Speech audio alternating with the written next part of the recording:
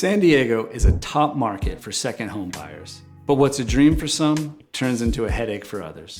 Today, I'm going to break down the real pros and cons of owning a second home on the coast. I've seen what happens when the dream of a San Diego home hits the reality of the smaller details. You want a permanent place here for you and your family, but between the shifting rental laws, HOA rules, and trying to figure out which neighborhood fits your lifestyle and goals, it's a lot to process. It should be a big win, not a headache. And that's why having the right information and education in place from day one is so important. My name is Dustin Bachrad, your friend in real estate here in San Diego. It's our goal with this YouTube channel to be your #1 resource for the things you need to know about owning on the coast. Last year, we helped over 150 families with the real estate transactions, and I'd love to help you too. We do it through a simple 3-step process. We clarify your unique lifestyle goals. We identify safe inventory. We implement the model that fits your life. So please, do me a favor and email or text me, and let's get the ball rolling towards a home in beautiful San Diego. Also, make sure to stick around until the end, because I'm gonna tell you the specific strategy that allows my clients to generate the most possible rental income without needing a city license or paying the 10.5% hotel tax. If you want the lifestyle without the red tape, do not skip this part. Let's do it. Pro number 1 is something I call the coastal box. San Diego property is physically limited. We have the Pacific to the west, Mexico to the south, mountains to the east, and Camp Pendleton to the north. You aren't just buying a house, you're buying a piece of high demand and limited land. That makes your property a sought-after asset. Even if the market shifts, the scarcity acts as a floor for your value. But that same scarcity leads us directly to our first con. Con number 1, the salt air tax. When you're walking through a beautiful coastal home, it's easy to only think about the amazing sunsets. But what you might not be thinking is that the Pacific Ocean, while beautiful, is also quickly deteriorating your house with its salty air. I've seen families fly in for a holiday weekend only to find their stainless steel grill is a pile of rust or the AC is seized up. When you live within a mile of the coast, if you aren't prepared for the cost of salt-hardened materials and the frequency of upkeep, then your dream home starts feeling like a liability very quickly. The goal is to make sure maintenance is just a predictable line item rather than an emergency. Now, let's look at how this property actually gets to work for you. I call pro number 2, the flexible yield.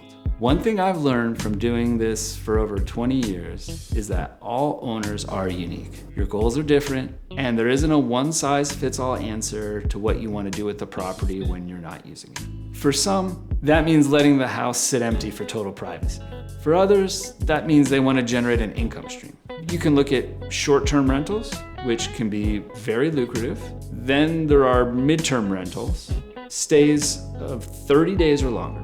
And finally, for the right property and the right owners, there's the hybrid model. This is where you can blend short-term high-paying renters in the summer and midterm renters throughout the rest of the year. The right path entirely depends on your goals. But having these two options depends entirely on con number 2, the regulatory maze. In San Diego, the where of your purchase can permanently dictate the how. The city has implemented some of the strictest short-term occupancy laws in the county. They use a tier system. Most coastal areas, we're looking at a tier 3.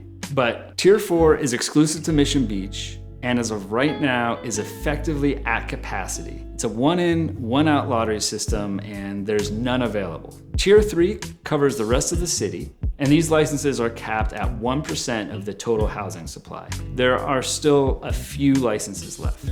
Please do not be the person that falls in love with a home in a specific neighborhood, closes escrow, and then finds out they're number 500 on a waiting list for a license that may never come. If your goal was the hybrid model or exclusively a short-term rental plan to maximize your income, and you didn't check the licenses available for that specific house before you bought, your strategy is dead on arrival. And that brings us to our final pro, number 3, the lifestyle magnet. This is the reason why, despite all the complexity, San Diego remains one of the most coveted areas on Earth. This place becomes a magnet for your family. It's the place where your kids and grandkids actually want to spend their holidays, winters, and summers. It's the 70-degree days in January and July when the rest of the country is either digging out the snow or sitting in air conditioning all day. From our Michelin-starred dining scene to world-class golf and surfing, you're buying into a lifestyle that's hard to beat anywhere else in the world. If you want to own on the coast without a lot of red tape, then the 31-day rule is your best bet. In the city of San Diego, once a guest stays for 31 days or longer, it's no longer classified as a short-term rental. It becomes a long-term rental or mid-term stay. And why does this matter for you? Two massive reasons.